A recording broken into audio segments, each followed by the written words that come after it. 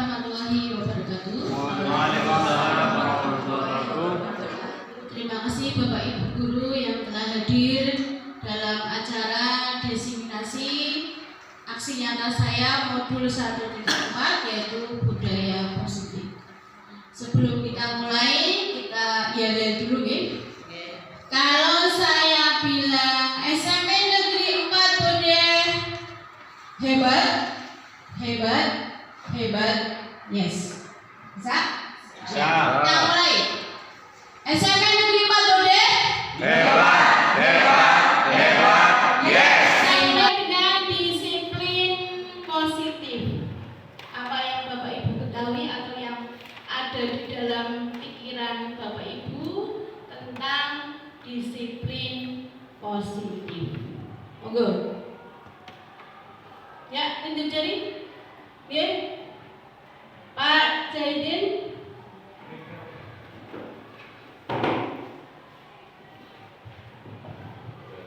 Ya, terima kasih. Saya ingin mencoba untuk menjawab apa itu disiplin positif. Kalau dari kalimatnya saja sudah jelas di sana. Jadi disiplin adalah merupakan suatu perwujudan sikap sehari-hari yang harus dilaksanakan oleh siswa dalam hal ini. Positif itu mengandung makna yang baik. Jadi disiplin positif adalah merupakan suatu kebiasaan sikap perilaku yang baik yang harus dilaksanakan oleh siswa tentunya dalam melakukan kegiatan proses belajar mengajar agar kegiatan proses belajar mengajar bisa berjalan sesuai dengan harapan, sesuai dengan apa yang diinginkan bersama untuk mencapai tujuan pembelajaran. Sehingga dengan demikian maka kegiatan belajar mengajar tercapai apa yang diharapkan bersama baik oleh siswa maupun guru. Saya kira itu, terima kasih. Terima kasih, beri tepuk tangan untuk Pak Zaidin. Satu lagi dari Ibu. Dari Ibu, ya, monggo Bu Nino.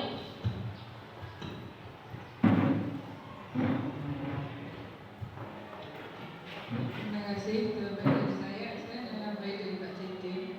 Itu disiplin positif bukan disiplin yang didorong dalam diri anak tanpa adanya dukungan ataupun ujian apa.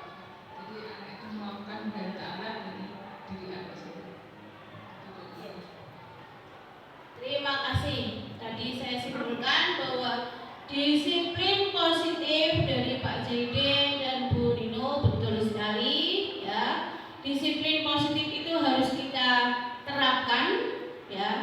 Mungkin Bapak Ibu hanya baru menerapkan hanya di sekolah atau di kelas. Tapi sebetulnya disiplin positif itu kita terapkan di luar sekolah. Misal di rumah ya. Di rumah masing-masing siswa. Atau mungkin Bapak Ibu guru juga bisa menerapkan disiplin positif kepada putra-putri panjenengan yaitu di rumah. Ada kalimat-kalimat pada disiplin positif tersebut bahwa ada kata-kata kerjasama, gotong royong, saling menghormati ya. Itu adalah berarti kalimat-kalimat yang positif, bukan negatif. Kalau contoh negatif kan marah ya, egois, itu diri sendiri. Nah, kalimat-kalimat itu adalah kalimat yang negatif. Judulnya saja positif. Kemudian tadi menambahkan bahwa Bu Nino mengatakan bahwa disiplin positif itu nanti munculnya itu tidak adanya paksaan. Jadi Bapak Ibu guru itu tidak memaksa ya. Kedisiplinan yang positif itu nantinya muncul dari dalam diri siswa itu sendiri. Jadi kesadaran diri sendiri. Nah, motivasi yang muncul itulah yang namanya motivasi intrinsik. Ya, mungkin dari Bapak Ibu guru yang di dalam kelas yang masih menggunakan pembelajaran yang dulu. Nah, dalam konsep budaya positif, ya,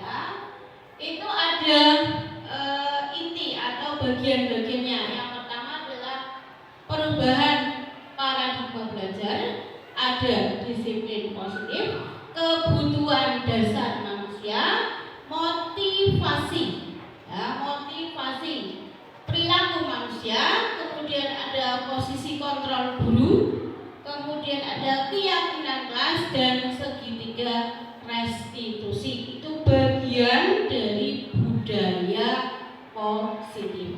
Tadi saya mengatakan disiplin positif, tapi awalnya itu dari budaya, ya. Maka kedisiplinan anak itu kita budayakan. Itulah yang namanya budaya positif. Next kita ke pembelajaran dengan paradigma baru.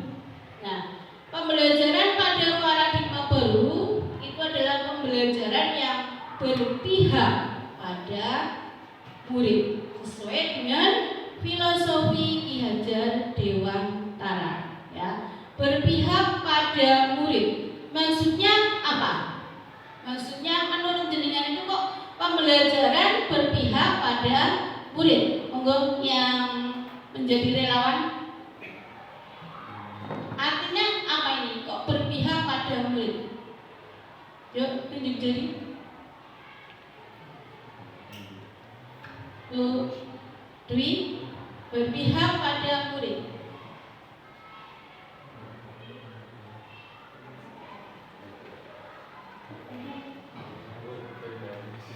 Menurut konsep jenengan. Monggo. Ya, terima kasih Bu. Pembelajaran berpihak pada murid. Kalau menurut saya di sini murid itu menjadi tokoh utama. Jadi Bapak Ibu guru sebagai fasilitator itu memfasilitasi murid agar tujuan pembelajaran ini lebih mengena kepada murid. Jadi murid tidak hanya duduk di kelas kemudian mendengarkan pembelajaran saja, tapi lebih dititik beratkan murid yang mencari sendiri. Nanti Bapak Ibu guru sebagai fasilitator mendampingi murid agar menemukan inti dari yang dia pelajari itu apa. Jadi murid ini lebih aktif dalam pembelajaran. Terima kasih Bu. Berarti student? Iya, berarti berpihak pada murid berarti adalah student center. Berarti bukan Bapak Ibu guru yang menjadi atau yang menguasai materi atau yang menguasai kelas, itu bukan, ya. Tapi sekarang adalah pembelajarannya adalah dengan paradigma baru, maka sesuai dengan kurikulum merdeka itu adalah kita mengadakan proses pembelajaran dengan paradigma baru, yaitu pembelajaran berpihak pada murid. Salah satu pendekatan, ya, kalau kita ngomong metode dan seterusnya, kalau masih ingat kita zamannya Kurtilas kurikulum 13 itu adalah pendekatannya adalah saintifik, ya, karena ada 5 langkah sains, ya. Nah sekarang pembelajaran atau pendekatan dalam proses pembelajaran adalah pembelajaran berdiferensiasi. Nah untuk untuk nyambung atau menentukan apakah pembelajaran berpihak pada murid, ternyata salah satu pendekatannya yang tepat adalah berdiferensiasi. Karena sesuai filosofi Ki Hajar Dewantara bahwa mendidik itu adalah menuntun, ya. Kita itu menuntun, jadi kita tidak memaksa kehendak siswa. Kita hanya menuntun, kita memberi fasilitas, kita sebagai fasilitator, ya. Di mana kita fasilitator berarti kita mengajak siswa ke arah yang lebih baik, menuju keselamatan, ya. Nah tadi hubungannya dengan juga budaya positif. Kalau menuju budaya positif berarti kita mengajak peserta didik itu menuju keselamatan, ya. Yang mudah saja contoh memakai masker itu kan demi keselamatan peserta didik. Nah berdiferensiasi, ya, pembelajaran dengan paradigma baru dirancang berdasarkan prinsip pembelajaran berdiferensiasi. Maka setiap siswa belajar sesuai dengan kebutuhannya, ya. Saya minta contoh satu saja. Misalnya dengan menerapkan diferensiasi di kelas. Adakah yang sudah pernah menerapkan diferensiasi? Ada yang sudah pernah menerapkan? Boleh tunjuk jari? Bu Tursina, monggo.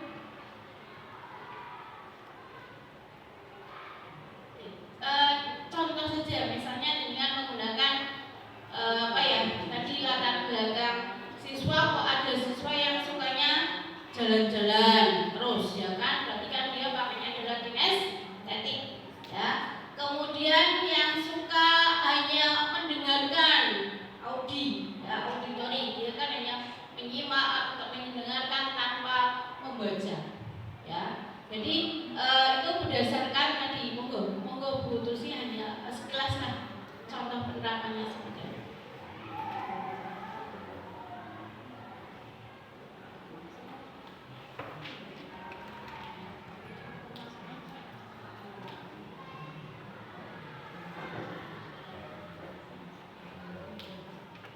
Ya, mungkin jelas sesuai dengan mata pelajarannya nih. Misalnya bahasa Indonesia disuruh mengamati atau membaca artikel, kan ada yang suka membaca, ada yang tidak suka membaca. Dan contohnya apa, Bu?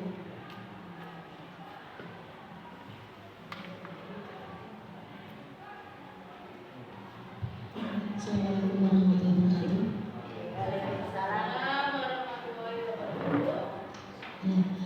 Saya coba menjawab untuk contoh dari pembelajaran berdiferensiasi. Misalkan saya mengajar bahasa Indonesia dengan materi teks deskripsi. Nah, itu nanti saya buat kelompok. Siswa itu nanti setiap kemampuan siswa berbeda-beda. Ada yang mungkin pintar menggambar, itu kan di situ teks deskripsi ada beberapa gambar. Nanti siswa yang pintar dalam hal menggambar itu nanti bisa membuat gambar untuk mendeskripsikan. Lah ada siswa yang mungkin pintar dalam hal berbicara, nanti siswa itu bisa mendeskripsikannya lewat gambar yang tadi siswa yang pintar menggambar, Bu. Jadi saling berkesinambungan karena siswa mempunyai kemampuan yang berbeda-beda. Seperti itu, terima kasih. Terima kasih dari Bu Trusina. Itu salah satu gambaran kita menerapkan pembelajaran berdiferensiasi. Nah, sebelum kita menerapkan ya, tujuan dari pembelajaran berdiferensiasi itu jelas tujuannya adalah ke satu arah, yaitu untuk membentuk siswa yang mempunyai profil pelajar Pancasila. Saya kembali tadi dari contoh mata pelajaran bahasa Indonesia ya. Dalam mata pelajaran bukan hanya bahasa Indonesia, mungkin yang lain, ada IPA, ada olahraga dan seterusnya. Dan kita itu harus tahu karakteristik siswa itu apa ya. Karakteristik siswa pada waktu jenengan belum menerapkan diferensiasi, jenengan bisa mengamati masing-masing siswa ya. Dikasih soal aja, hanya soal satu yang sederhana. Jenengan dengan cara mengamati wajah anak-anak ya. Misalnya ada yang membaca, kemudian dia hanya penanya saja membaca kemudian tidur. Berarti jenengan bisa mengelompokkan, ini satu berarti dia tidak suka membaca ya. Kemudian ada lagi yang disuruh membaca tapi malah gambar. Nah, berarti jenengan bisa mengelompok anak ini sukanya gambar ya. Boleh menggunakan pengamatan jenengan, boleh juga menggunakan kertas post-it, kertas yang ditempel ya. Hobi ya. Dari hobi-hobi anak-anak disuruh menuliskan hobinya apa ya. Dari hobi-hobi itu dikumpulkan, nanti dikelompokkan ya. Dikelompokkan, anak ini sukanya melihat video. Nah, di situ jenengan menemukan ya bahwa kebutuhan siswa untuk mempelajari materi itu ternyata dengan video ya. Saya yakin yang suka video dalam satu kelas itu pasti lebih dari satu siswa ya. Tapi kadang pertanyaannya kita, apakah materi itu dalam jangka waktu tersebut selesai atau ada selesai. Tapi kita kembali bahwa kurikulum merdeka itu menggunakan fase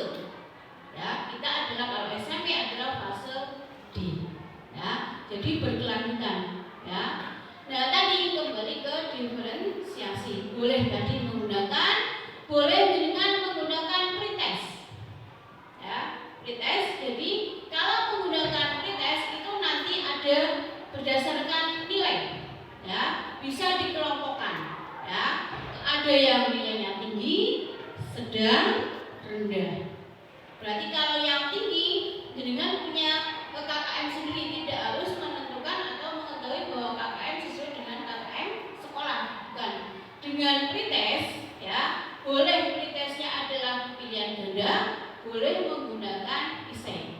Nah, dengan kalimat-kalimat itu jenengan memahami, ya, Agus, ya, kalau dia tidak suka menulis, ya, dalam menjawab soal itu pasti kalimatnya singkat.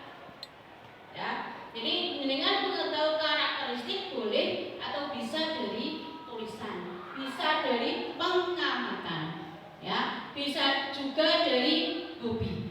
Jadi beraneka ragam cara kita mengetahui karakteristik peserta didik. Ya, semuanya adalah menuju ke profil pelajar Pancasila. Yang pertama adalah berakhlak mulia, beriman dan bertakwa kepada Tuhan Yang Maha Esa, dan berakhlak mulia. Saya ingin tahu nih Pak Soleh, sesuai dengan guru agama, maksudnya pripun?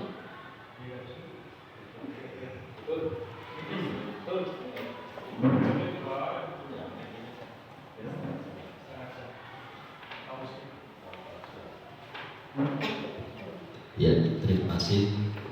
Untuk yang pertama, beriman dan bertakwa kepada Tuhan Yang Maha Esa.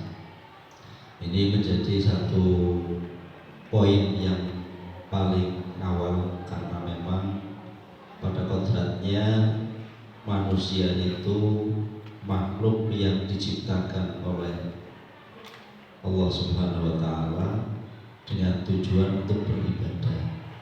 Nah, ibadah itu ada ibadah yang sudah ditentukan waktunya, itu disebut ibadah maqdhah, dan ada ibadah ghairu maqdhah yang belum ditentukan waktunya. Contoh mencari ilmu. Ya. Kalau misalkan orang yang mencari ilmu itu tidak didasari dengan etika yang baik, maka otomatis nanti akan mendapatkan satu hal yang tidak sesuai dengan yang diharapkan. Contoh, orang yang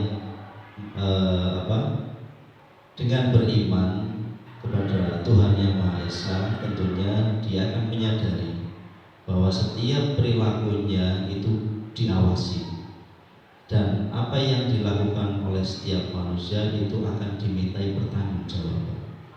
Kalau semua anak itu sudah memahami bahwa kebaikan akan melahirkan kebaikan yang sama, kejelekan akan melahirkan satu dampak yang kembali kepada dirinya, maka nantinya dalam proses pembelajaran dan pembentukan karakter itu akan lebih baik lagi. Sehingga tetap nomor satu, beriman dan bertakwa kepada Tuhan Yang Maha Esa itu menjadi poin yang sangat penting dalam pembentukan karakter peserta didik. Terima kasih. Beri tepuk tangan buat. Ya, tadi beriman, ya, jelas bahwa setiap peserta didik itu punya keimanan, jelas dia bertakwa, ya, kepada Tuhan Yang Maha Esa, karena kita punya Tuhan. Kemudian berakhlak mulia sesuai dengan visi. Ya, masih ingat visi SMA Negeri 4 Bodeng, ya? Di situ ada berakhlak mulia. Berarti panjenengan dalam membentuk atau kita dalam membentuk visi sekolah ternyata sudah, ya, sesuai dengan profil pelajar Pancasila. Di situ ada cerdas, kemudian ada terampil. Nah, salah satunya adalah berakhlak mulia. Yang kedua adalah berkebinekaan global.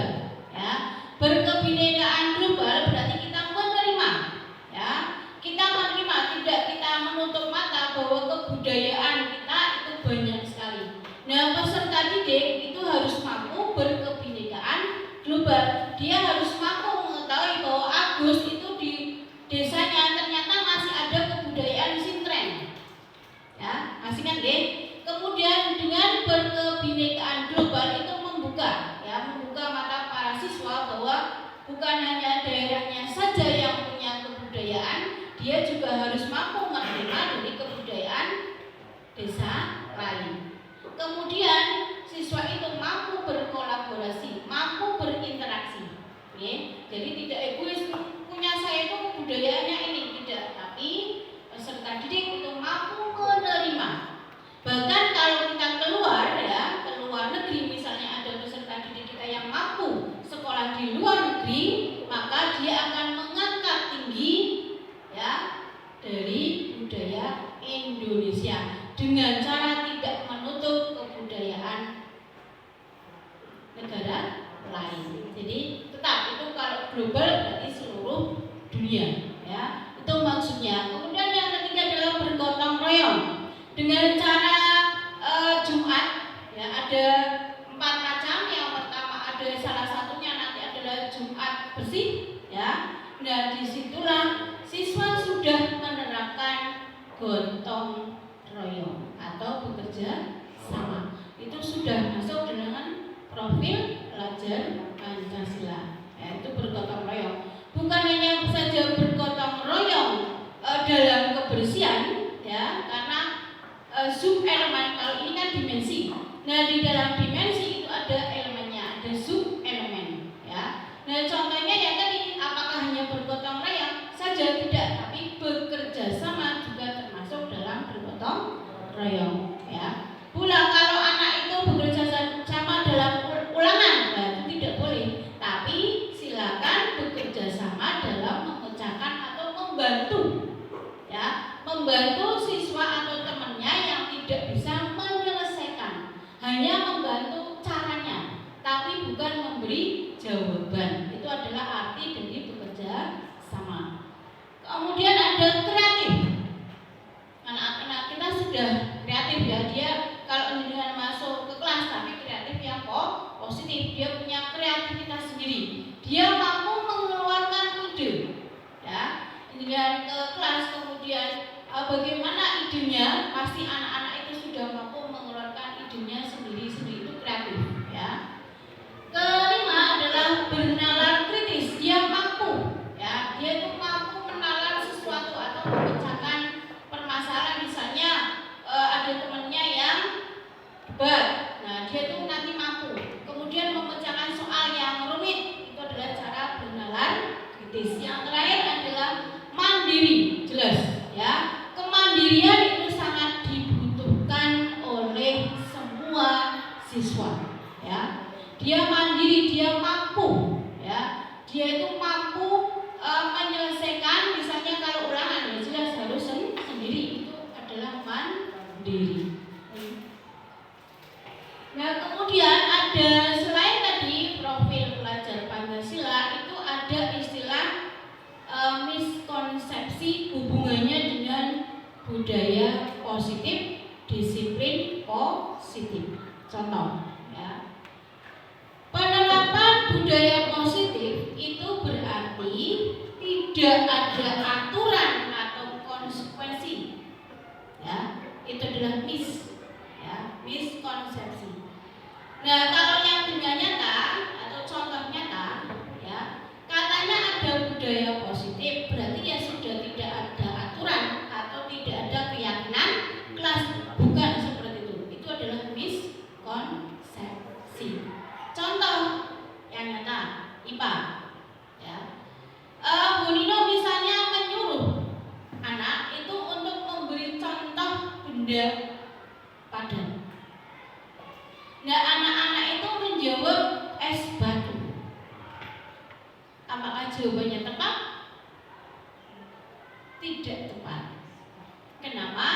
Karena es batu adalah hasil dari perubahan zat ya, dari zat cair menjadi zat padat. Itu yang namanya miskonsepsi ya. Sama dengan misalnya guru olahraga, misalnya apa? Oh ini anak masih miskonsepsi ya. Jadi tadi contoh yang nyata tadi ya, anak tak suruh menyebutkan benda padat, dia menjawabnya es batu. Itu miskonsepsi karena apa? Kurang tepat. Kalau yang tepat adalah benda padat, contohnya batu meja. Ya, tapi kalau es batu dalam jangka 5 menit mencair, maka bukan benda padat. Itu yang namanya miskonsepsi. Betul, tapi kurang tepat.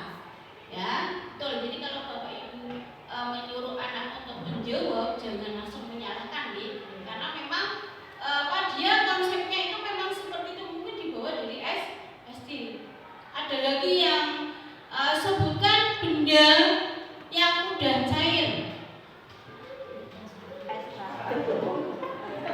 BPKB.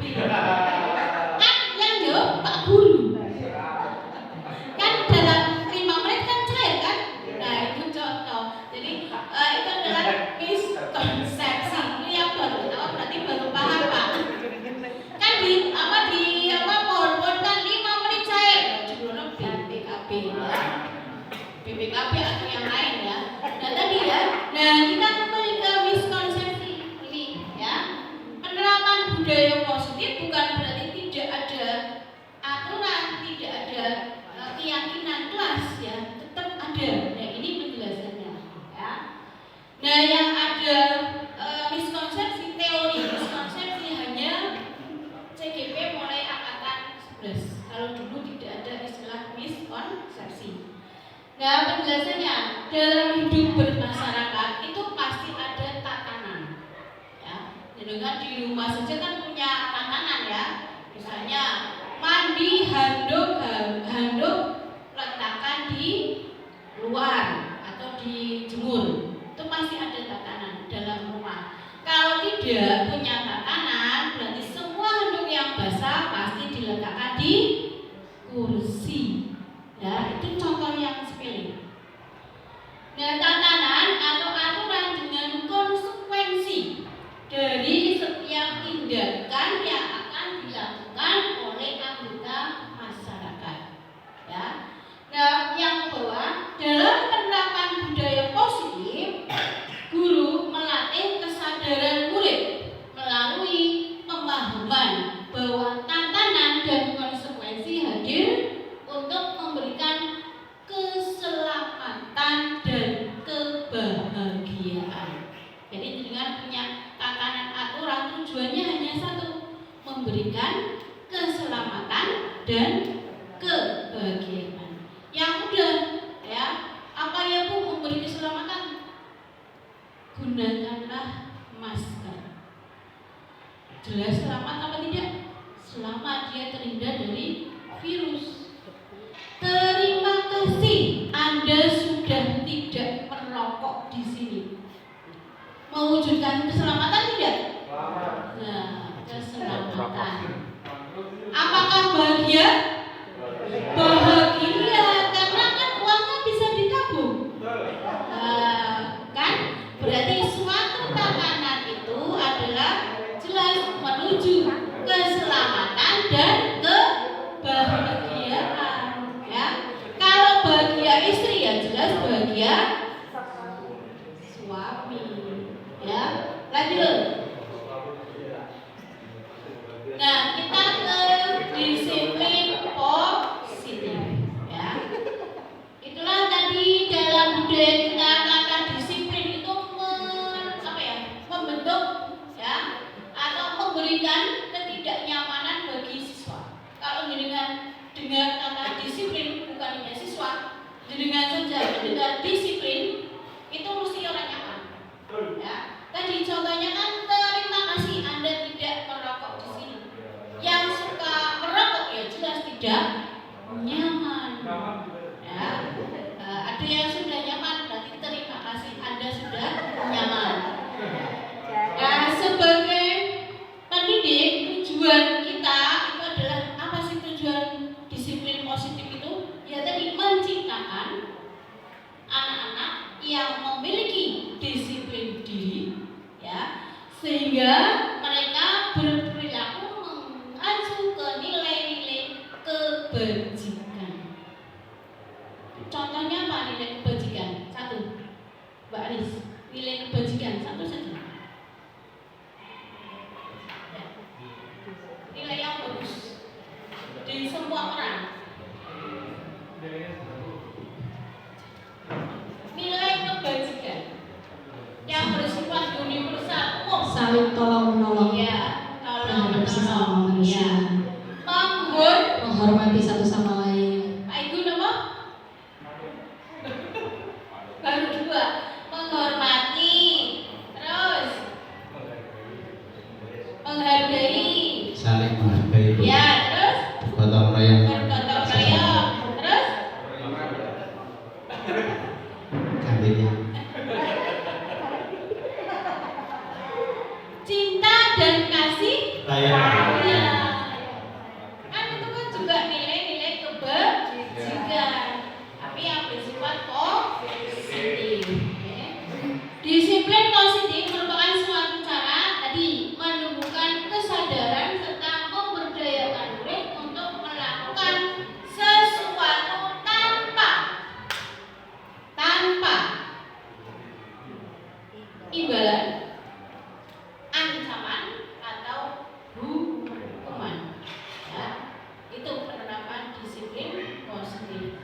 Tapi kalau jenengan memberi PR, next. Nah, sebelum ke bagaimana cara kita mengatasi disiplin positif pada anak, pada siswa itu tidak membuat PR nanti ada. Nah, anak-anak yang berbuat salah menurut kita, ya, sebetulnya dia adalah untuk memenuhi kebutuhan hidup, ya, kebutuhan dasar manusia. Yang pertama adalah bertahan hidup. Contoh, ya, ada satu siswa yang sering tidak membawa bekal makan. Agus tidak pernah membawa bekal makan. Satunya adalah Adi, selalu membawa bekal makan. Dia selalu ngambil. Apa tujuan yang pertama? Dia untuk memenuhi kebutuhan yang pertama. Nanti nyambung sampai yang lain.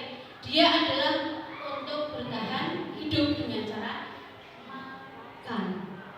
Ya, sebetulnya lahirnya tidak nakal. Ya. Untuk apa sih dia mengambil roti temannya? Ternyata dia lapar. Ya, itu satu. Dia memenuhi kebutuhan hidup yaitu untuk makan. Dua, kasih Agus tadi, kasih sayang dan diterima. Sebetulnya dia dari rumah bisa dibawa, ya, sudah diberikan bekal, ya, disimpan, ya. Ini adalah faktor yang kedua atau kebutuhan dasar manusia yang kedua. Dia minta kasih sayang, dia membutuhkan kasih sayang, kemudian diterima. Dia itu selalu sendiri, ya. Maka dengan cara iseng dia ngambil biar apa? Diperhatikan. Sebetulnya dia membutuhkan kasih sayang. Ini nanti dengan terapkan di kelas, ya. Dengan mengamati anak-anak yang nakal, pasti dia membutuhkan, ya, atau ingin memenuhi kebutuhan dasarnya, ya. Yang kedua tadi kasih sayang biar dia diterima, ya. Yang ketiga adalah penguasaan. Dengan cara dia mengambil, ya, dia ingin menguasai, ya, dia itu ingin menguasai anak itu, yang berkuasa. Kemudian kebebasan, dia ingin mendapatkan kebebasan di sekolah, yaitu dengan cara iseng ambil punya A, ambil punya B terus. Karena di rumah apa? Kurang bebas. Di rumah itu selalu ditekan, Agus, kamu harus seperti ini. Pagi hari harus ini, jam sekian harus ini, bermalam harus seperti ini, ya. Maka dia membutuhkan kebebasan, ya. Maka kalau dengan amati anak-anak yang nakal di kelas, silakan cari faktornya apa. Yang terakhir adalah kesenangan. Dia kalau iseng ternyata dia senang sekali kalau temannya nangis. Nah, kesenangan kan? Berarti dia membutuhkan atau untuk memenuhi hasrat kesenangannya dengan cara usil tadi, dengan cara nakal. Nah, ini pelajaran BK ini dalam apa ya, menggali, ya, menggali atau berupa lain, ya, monggo dalam menggali ada apa sih kok Agus itu sering membuat masalah di kelas, ya. Berarti intinya sebetulnya siswa itu,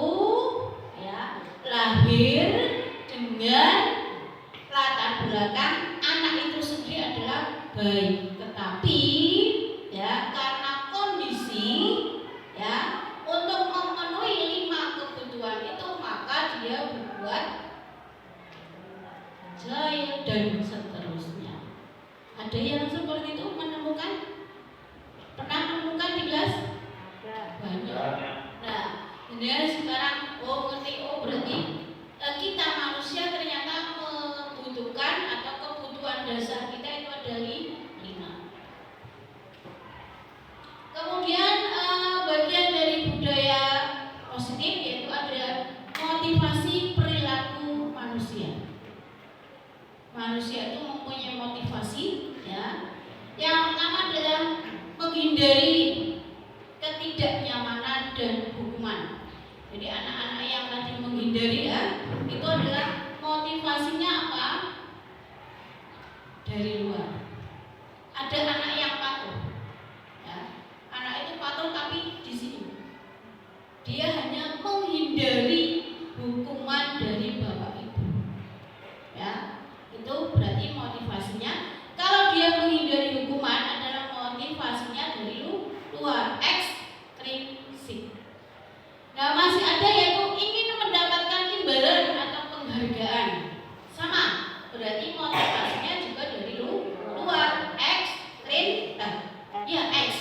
dari luar. Tapi kalau dia murid melakukan disiplin karena sadar menyadari bahwa itu adalah nilai-nilai yang baik, ya, berarti saya harus melakukan gotong royong, saya harus melakukan memenuhi keyakinan kelas, berarti itu adalah motivasi dari dalam diri siswa. Nah, kita semua ingin mewujudkan motivasi yang berasal dari intrinsik. Jadi nanti ada satu cerita bahwa saya juga mengalami 2 orang guru yang mengajar di kelas yang sama, ya. Satu guru itu selalu memberi penghargaan, walaupun penghargaannya sepele, hanya 1 permen. Begitu Bu Guru Ani itu menuju ke kelas, ya, biasanya SD nih, ya, kalau SMP juga masih ada. Nah, anak-anak itu sudah baris rapi sama Bu Ani, ya, baris rapi.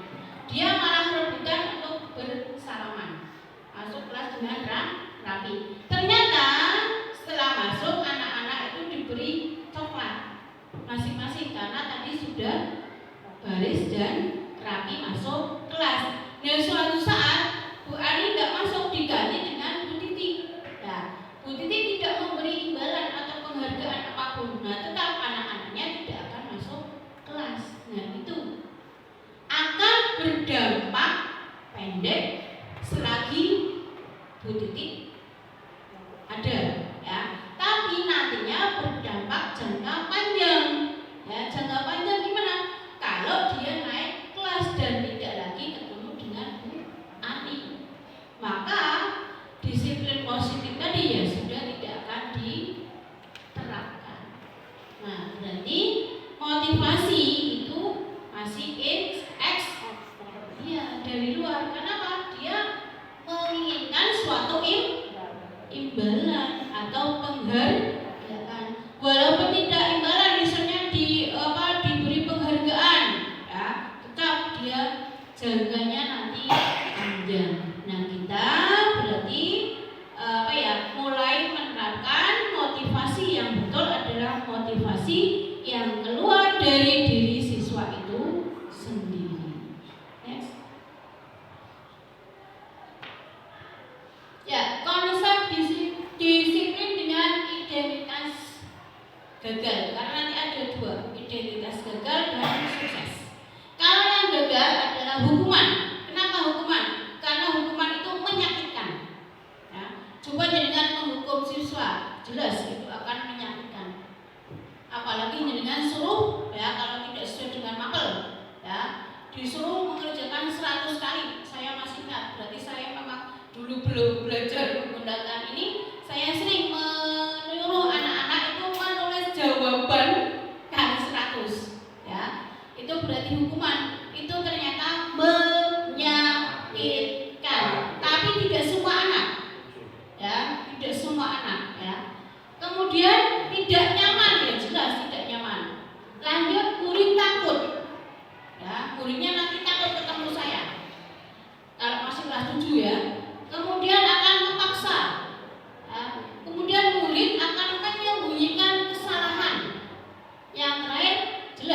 murid akan rendah diri, itu hukuman.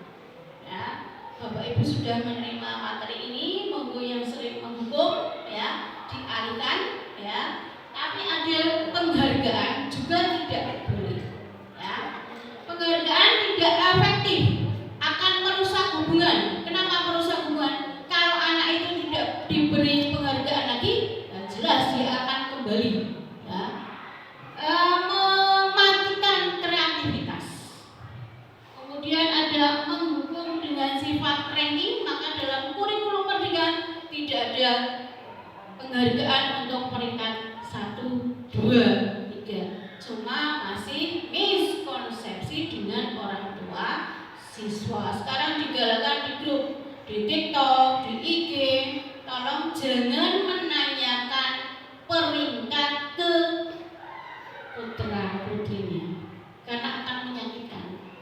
Ya. Dari 32 yang diberi penghargaan hanya 3, ranking 1, 2, 3. Kalau dulu anak-anak lain tidak masalah, tapi sekarang kondisi sekarang, coba jenengan kasih hanya 3 anak yang dapat penghargaan, maka yang lain merasa sakit hati dan itu akan panjang ya, dalam jangka waktu yang panjang. Tapi enggak Bu, ada anak-anak yang dapat termotivasi betul, tapi hanya berapa persen ya. Maka dalam kurikulum Merdeka memang tidak boleh adanya peringkat. Mungkin ada yang kayak Pak Jaidin zaman dulu, wow jelas dia anak-anak bersaing, apalagi ada UN, ada F Tanas itu dulu. Kalau kita belajar dulu atau kita mengajar zaman dulu, ya jelas itu termotivasi. Tapi kalau sekarang, karena istilah dari Ki Hajar Dewantara adalah didiklah anak kita sesuai dengan zamannya. Ya. Kalau dengan didik putra jenengan dengan jenengan dulu dididik orang tua, dibaliknya apa? Ini kan zaman kuno. Saya pernah bercerita saya zaman dulu, sudah tidak masuk di anak-anak saya. Cerita kok zaman jadul, itu jawabannya. Apalagi bukan darah daging kita, dengan ngomong bla bla bla, malah kadang anaknya ndelosor tidur ya. Kemudian merampas hak menghargai dirinya.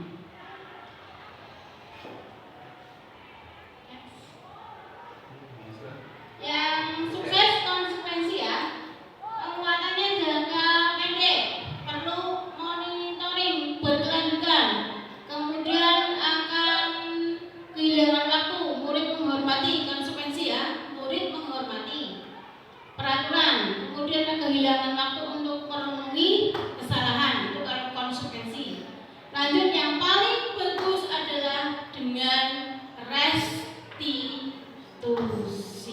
Kalau saya kemarin ngobrol dengan konsekuensi, ternyata kalau dengan konsekuensi ada hal-hal yang kurang tepat. Maka yang lebih baik lagi yaitu menggunakan restitusi. Jelas, yang pertama murid akan bertanggung jawab. Yang kedua, fokus masalah jangka panjang. Murid menghormati dirinya dan orang lain. Kemudian teori, dirinya akan memegang kontrol tadi. Ya. Dia berbuat itu sudah, oh saya harus berbuat ini. Terakhir yaitu murid akan bersemangat dalam memperbaiki kesalahan. Next, konsep disiplin dengan pendekatan restitusi yaitu sebuah cara menanam disiplin positif pada murid. Proses menciptakan kondisi bagi murid untuk memperbaiki kesalahan mereka sehingga mereka bisa kembali ke kelompoknya dengan karakter yang lebih kuat. Itu menurut Goseni 2004.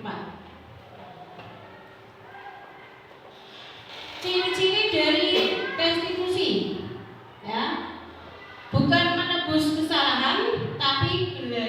dari kesalahan.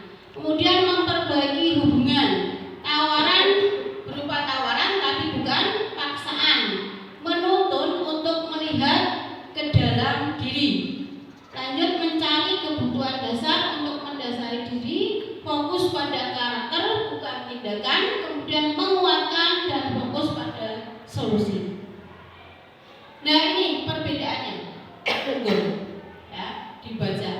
Perbedaan kalau ada siswa yang tidak mengerjakan PR, ya. Apa kita akibatnya memberi hukuman, kemudian konsekuensi. Nah, terakhir yang tepat adalah dengan restitusi. Jadi jangan memberi hukuman. Tadi akibatnya jelas menyakitkan. Nah, guru itu mempunyai posisi kontrol dalam restitusi. Yang pertama, guru sebaiknya sebagai penghukum atau bukan? Bukan, ya. Kemudian ada juga yang guru sebagai pembuat rasa bersalah. Guru berfungsi sebagai tenan, kemudian pemantau, manajer.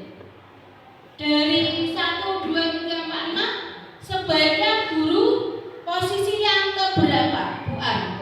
Manajer.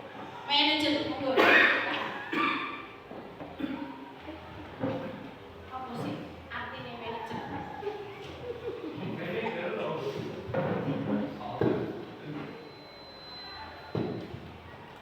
Assalamualaikum warahmatullahi wabarakatuh. Waalaikumsalam.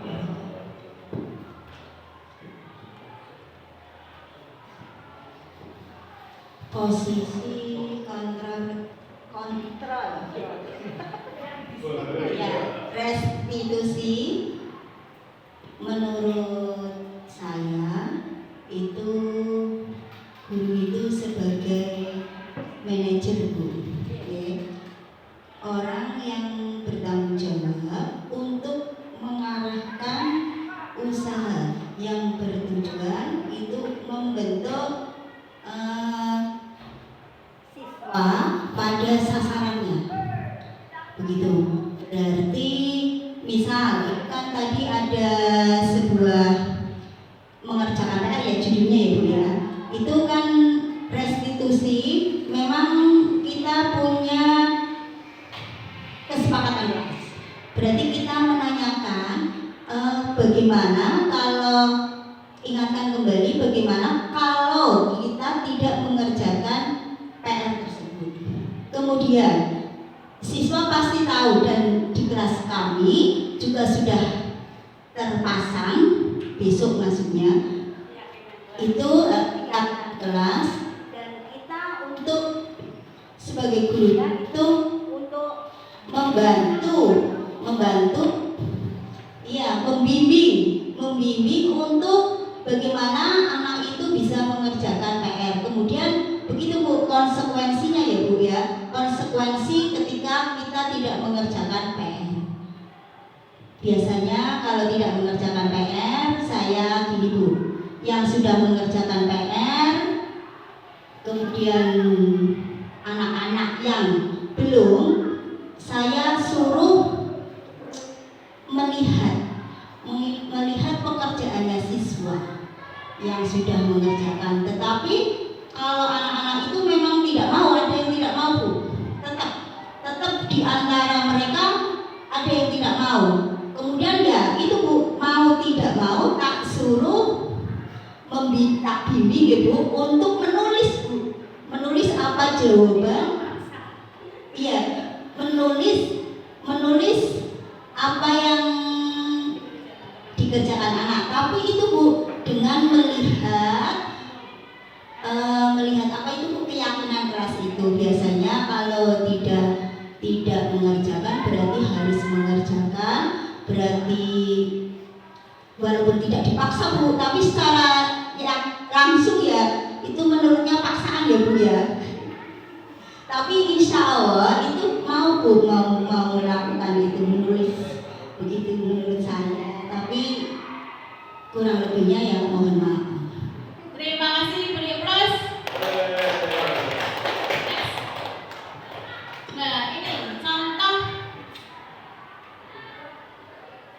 dari 5 posisi.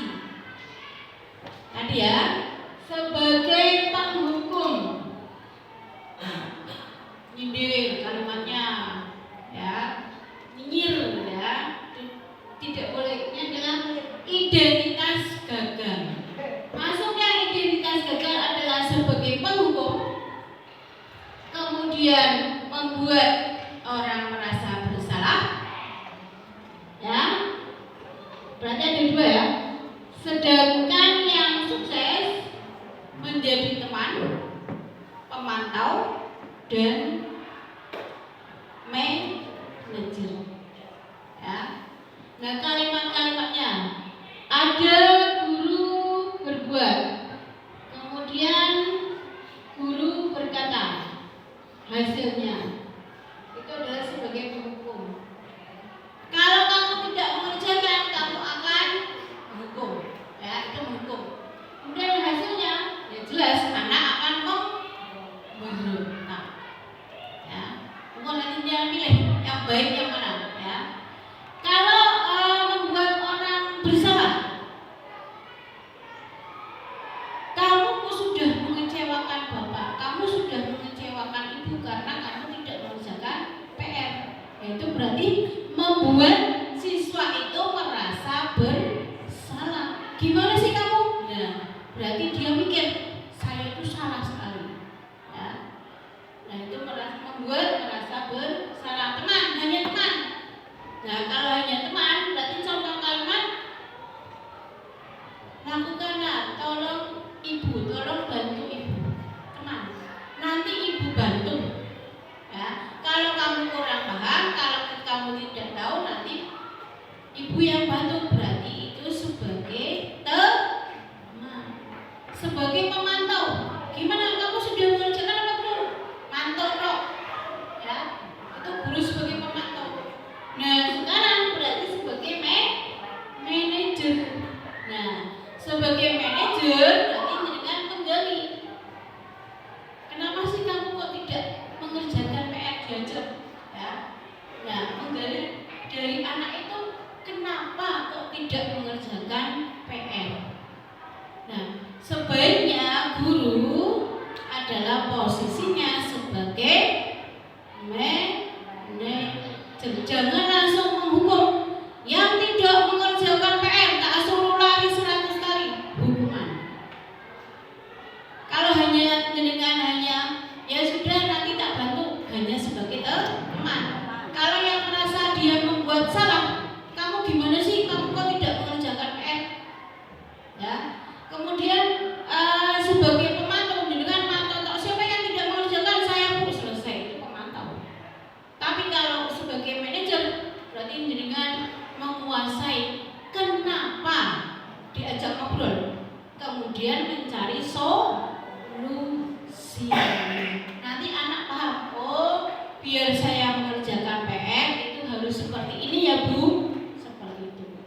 Oke, berarti itu adalah cara kita atau posisi kita yang sesuai. Next. Bawahnya adalah lanjutannya. Lanjut. Nah, tadi kalau sudah membentuk tadi, maka buatlah keyakinan kelas. Keyakinan kelas itu adalah dari satu kelas, semuanya punya dia punya tangan, unek-unek, tulis saja. Semuanya tulis dengan kalimat-kalimat yang mungkin tadinya adalah kalimat negatif tadinya. Dilarang buang sampah di sembarangan, ya kan? Dilarang merusak papan tulis, dilarang merusak meja, bla bla bla. Itu adalah kalimat negatif. Tapi dalam kesepakatan kelas nanti buatlah kalimat-kalimat yang positif. Contohnya tadi yang no smoking, nanti saya akan ubah ganti dengan kalimat positif. Terima kasih Anda tidak merokok di sini. Itu kalimat positif. Tapi kalau dilarang adalah kalimatnya negatif. Okay. Next. Itu salah satu contoh kegiatan adalah berdiskusi. Ya.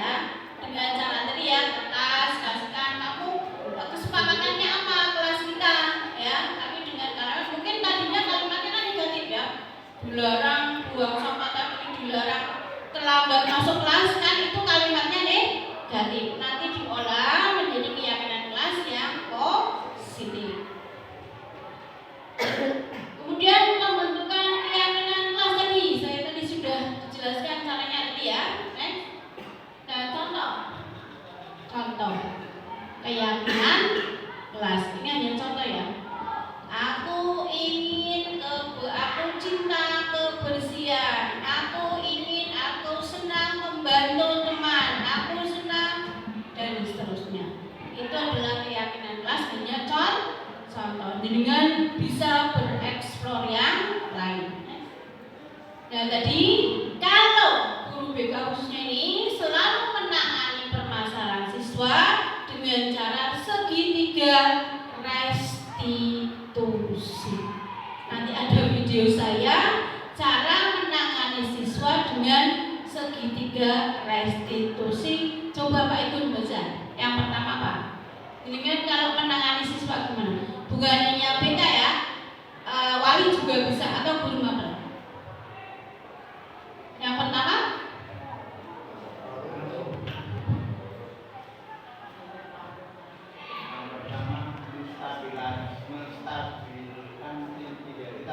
menstabilkan identitas. Stabilkan dulu anaknya, siswanya yang tadi melakukan kesalahan ya. Dengan kalimat setiap murid itu pasti melakukan kesalahan, tapi kamu tidak apa-apa, stabil dulu anaknya. Jenengan bisa terapkan dengan putranya jenengan yang di rumah melakukan kesalahan. Jangan langsung memecahkan gelas, prinsip usaha dan seterusnya. Tapi anaknya diajak duduk dulu, stabilkan dulu, ya.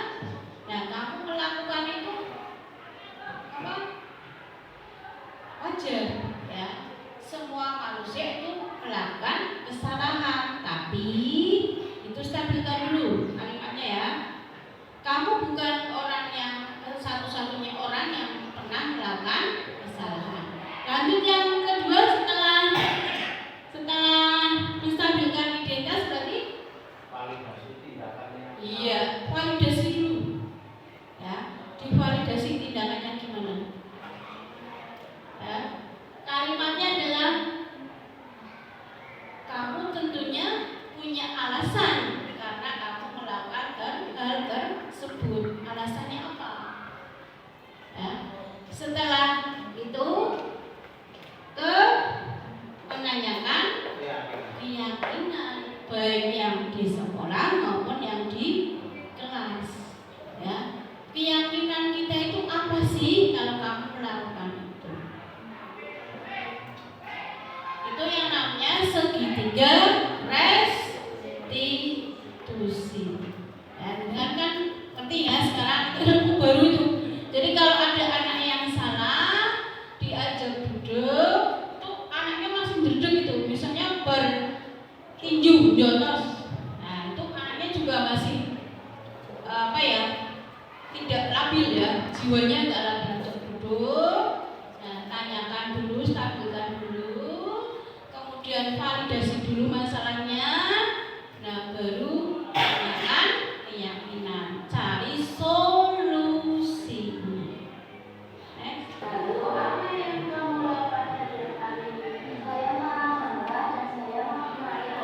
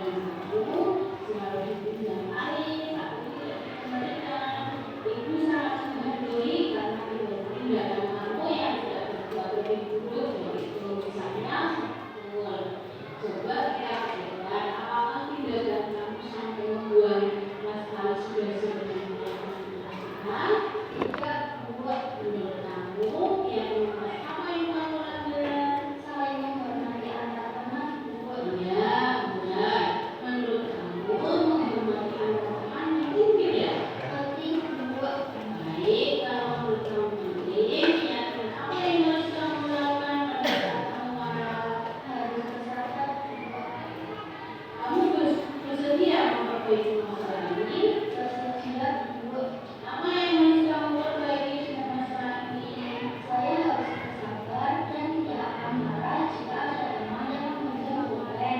Jika tidak dikembalikan, dan saya akan melaporkan tanggal jelas ataupun disiplinkan.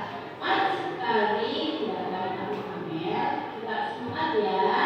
Sekarang silakan kamu kembali ke analisa. Terima kasih.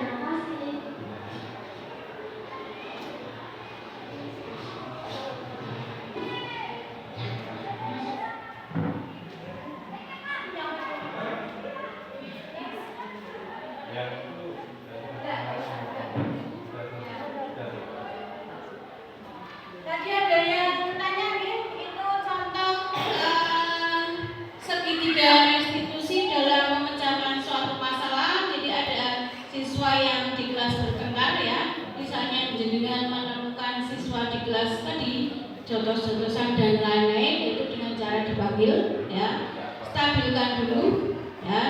Kemudian dengan cara tadi stabilkan berarti tindakan kamu itu tidak 100% salah ya, tapi digali dulu sampai terakhir yaitu siswa mampu ya, mampu atau menyepakati atau melakukan solusinya yang terakhir. Oke, monggo tadi. Boleh satu sesi. Oh jangan di video. Enggak kan? Ya, terima kasih. Ini mengenai keyakinan kelas dan kesepakatan kelas. Tadi untuk membuat kalimat yang bernada positif berarti kan tidak pakai istilah seperti juga dalam kemudian jadi saya masih ada kalimat yang begitu dengan kelas, yaitu kita ngasih judul itu keyakinan kelas atau kesepakatan kelas. Keyakinan kelas boleh, kesepakatan kelas sama. Berarti itu jangan sama.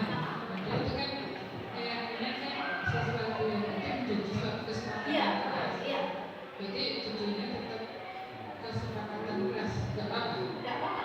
Yang jelas kalimatnya jangan negatif. Dilarang membuang sampah, dilarang membuli, tidak.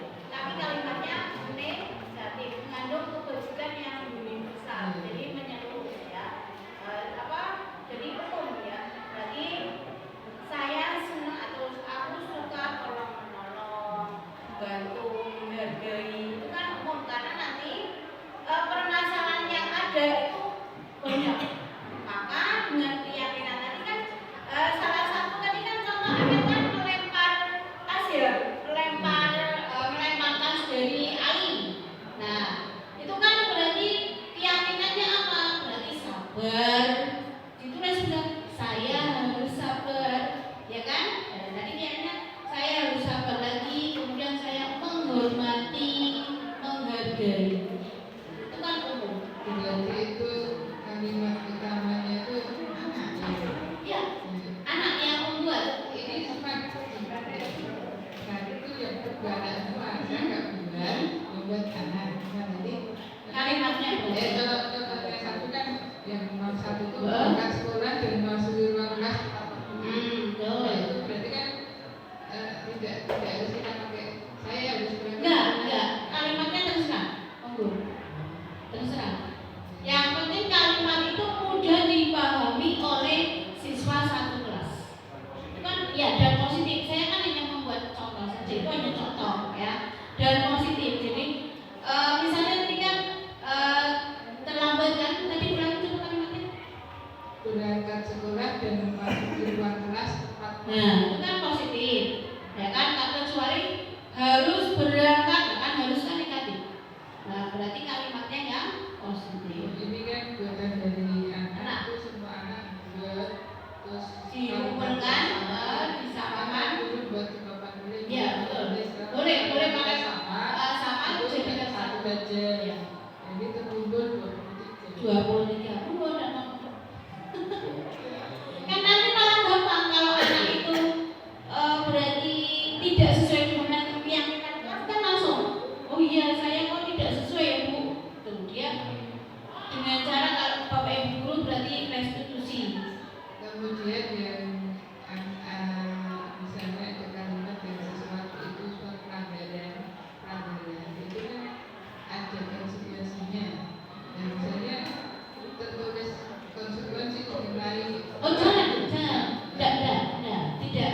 tidak ditulis di situ.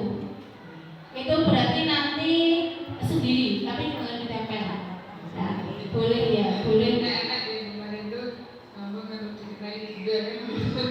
Kalau ditulis di situ nanti anak SMA walau denda kan kalau ya. Iya. Tapi sudah ditanamkan di anak, berarti keyakinannya, kesepakatannya seperti ini. Asalkan seluruh siswa itu sepakat. Tapi kalau kita lihat seluruhnya kan nggak bisa kan, biasanya menggunakan presentasi. Kalau hanya satu anak yang tidak sepakat kan kalah dengan musyawarah. Terima kasih. Sekian dari saya, semoga dapat bermanfaat. Bapak guru hebat.